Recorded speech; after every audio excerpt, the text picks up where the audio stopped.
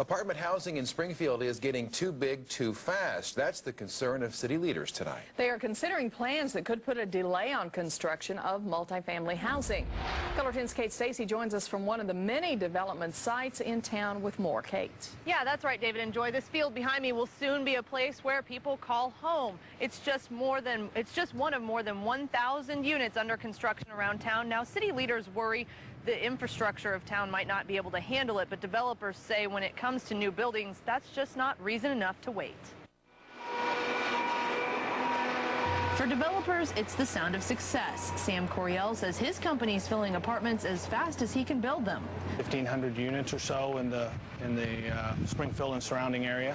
He's not the only one reaping the benefits. Construction in our community means jobs. It means payroll. It means economic growth and activity. It means all of those things that we've come to enjoy.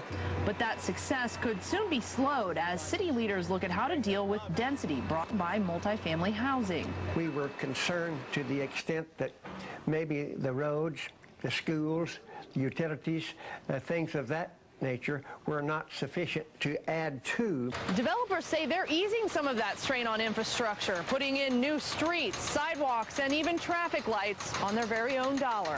Yeah, we've got about $1 million tied up in this corner.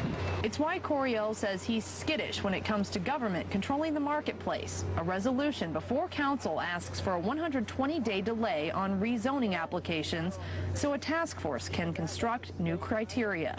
How should the planning and zoning regulations and rules be updated in the city of Springfield? That's a legitimate question that probably requires a lot of study. Developers say that could be ironed out as construction continues. And as for concerns that new buildings might blight old ones, if you want older properties to be maintained and even improved, the worst thing you can do is to take away their competition. Now, currently in Springfield, we have what's called a Development Issues Input Group, also known as DIG. That group includes members of various architectural firms, developing firms, contractors, and even government representatives. However, I'm told tonight that very few of those members knew that this sort of issue was coming before the City Council this evening. So, Kate, what about single-family housing?